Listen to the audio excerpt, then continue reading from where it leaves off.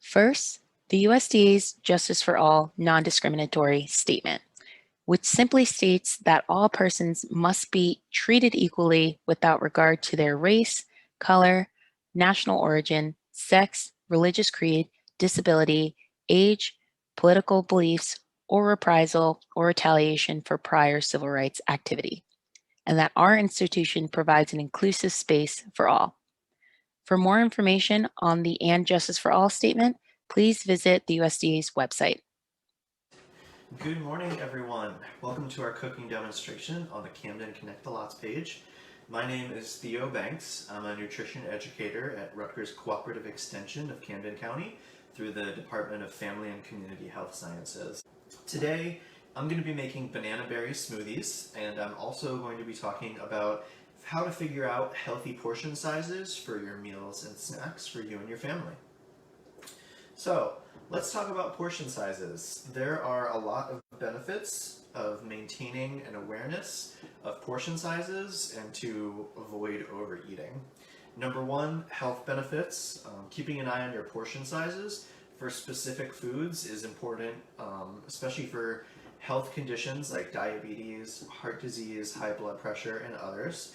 And also sticking to a healthy portion size can help us maintain a healthy weight as well.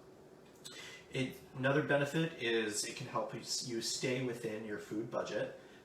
Understanding the intended portion size helps us plan out how much we'll need to make for our meals, which can help us save money by ensuring we don't need to go back to the store to get something else. So I'll give you an example. If I make a recipe and it has 6 servings on the recipe, I might plan that it's going to be my dinner 3 days a week. And if I don't pay attention to what the serving size is for that dinner, I might accidentally take too much on the first night and not have enough to have for dinner the third night. And then I would have to go back to the store or find something else in my cabinet to have for that meal. So knowing the ideal portion size can help you stick to your food budget by knowing how long a meal is going to last you and how much time it's going to cover. And the last benefit for knowing and being aware of your portion sizes is it can help you eat a balanced diet. One portion of something may not be enough to make a filling meal out of, which is normal in most cases, but instead of reaching for a second serving of that thing or getting a larger serving, we can balance it out by having a portion of something to go with it. So, the first thing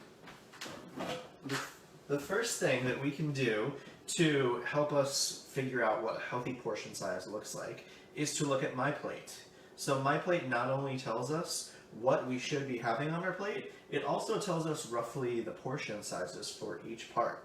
So we can see that the main plate here, it has grains, protein, fruits, and vegetables, and all of them are almost roughly equal. The fruits and the protein are a little bit smaller, whereas the grains and the vegetables are a little bit bigger, but we can see roughly proportionally what should be going on our plate and how much of it. So a very common issue is to have too much grains and too much protein on your plate and to not have enough fruits and veggies on your plate.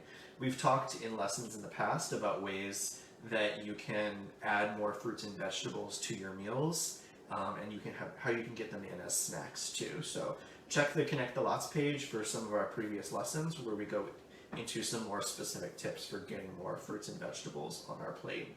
But the goal is to work towards getting half our plate covered with fruits and vegetables and to decrease the portion sizes of the grains and the protein on our plate so that our meals are well balanced and that we're getting everything we need from them.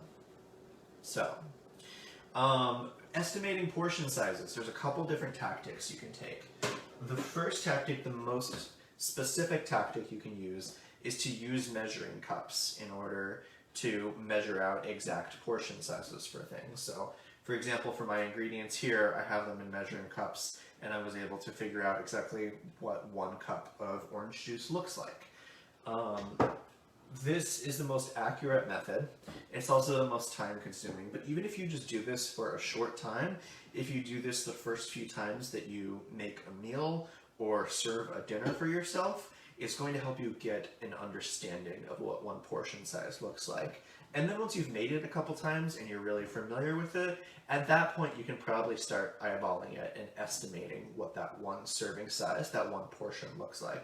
But it's helpful to start out by getting an understanding of, all right, what does 1 cup of fruit looks like? It looks like a handful of frozen fruit, so that you have a better understanding of what a healthy portion looks like. So another method that you can use to kind of estimate portion sizes is there's a method for estimating it using your hand. So for grains, a serving of grains is approximately the size of your fist. So cereal, rice, pasta, bread, as well as starches like corn, potatoes, and yams, an estimated portion size would be about the size of your fist. Same thing for fruits and vegetables. 1 cup is about the size of your fist, and that would be the portion size. For protein, you can estimate it by the size and the thickness of your palm. So your palm and then about the same thickness as well. Another estimate could be a deck of cards. So a deck of cards and the same thickness as well. That would be about a healthy portion size for protein.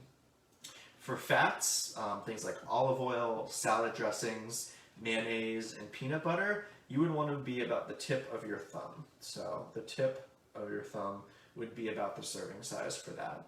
And for butter, it's even smaller. For butter, it's your fingertip as opposed to the tip of your thumb. And then for nuts and snack foods like pretzels and chips, the serving size is about a cupped hand, just 1 cupped hand, not both of them. So those are some, shorthands that you can use in order to help estimate your portion sizes for things. And the other thing that you can always do is read the nutrition facts label. The nutrition facts, especially for prepared foods, will tell you at the top how much is 1 serving size, and this can be misleading. You can get a product like chips and think that the serving size is going to be a small bowl's full, and then realize that a serving size is only 1 cupped handful. So it's important to read the nutrition facts and see what a serving size is considered on there, and we'll do that for our smoothies. All right, so let's talk about our recipe. So our ingredients today are a sliced banana. It said 1 cup's worth, but I used a whole banana. And then 1 cup of unsweetened frozen berries. So I got a tropical mix. This has pineapple and cantaloupe and strawberries in there, but any frozen fruit will do well. And then we've got our liquids. So we've got 1 cup of orange juice and 1 cup of unsweetened non-fat milk as well. And one thing that's not in the recipe that I'm adding today, I decided to add spinach to mine. Spinach, it's not going to add flavor, it's not going to taste like spinach, but it's going to help me get a serving of vegetables in with the smoothie, which is always a good thing. So all we have to do is to combine all of our ingredients. I usually start out with the liquid ingredients at the bottom. Then I'm going to add my spinach. Add my banana. And add my frozen fruits. One benefit of frozen fruit, in addition to the fact that it can be cost effective, is because it's frozen, it makes the smoothie cooler and a little bit icy as well. Alright, so I'm just going to blend it for a minute. It might be kind of loud.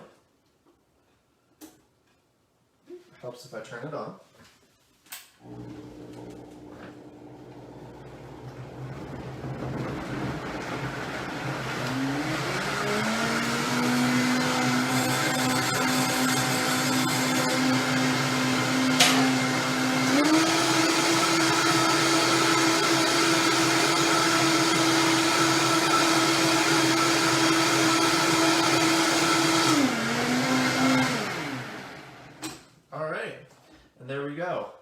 Kind of looks like a shamrock shake because of that spinach, but I promise it doesn't taste like spinach. It's my favorite way to sneak a serving of veggies in without having it impact the flavor. All right, so one important thing to note is the serving size. So this recipe, which is going to be dropped in the comments and it's also going to be on our page, it has the nutrition facts on the recipe, which can be really helpful. And when I looked at it, it said that the serving size was 1 cup. So you can see I nailed it almost perfectly. This is about a cup's worth of smoothie. And this 1 cup of smoothie, the calories was about 100. So if I am having this as a snack, I would probably want to stick with that. I would probably want to only have 1 cup, have about 100 calories. That's a pretty good amount for a snack. If I was having this as a meal instead, I could double this. I could, have 2 cups of this, or maybe even 3 cups of this if it's going to be my breakfast for the morning. But you want to be aware of those portion sizes. You want to understand what the intended portion size is and figure out how that factors into your meal plan for the day so that you don't accidentally go overboard and end up consuming more than you had planned to for the day. So, the big takeaways for today, things we talked about. Number 1, washing our portion sizes has health benefits, such as helping to manage certain health conditions and maintaining a healthy weight. Takeaway number 2, sticking to portion sizes can help us stay on our food budget. Number 3, following good portion sizes can help us eat a more balanced diet, can help us get all of the My Plate categories. We can also find the serving size on the nutrition facts label. And lastly, we can estimate portion sizes by using our hands when we're not able to take exact measurements. So, thank you to everyone who tuned into this cooking demo today. I hope you all try this recipe at home with your families. And if you have any comments or if there's anything you would like to see us cook, please write them in the comments in any of our videos and we would love to hear from you. Thank you, and I'll see you next week.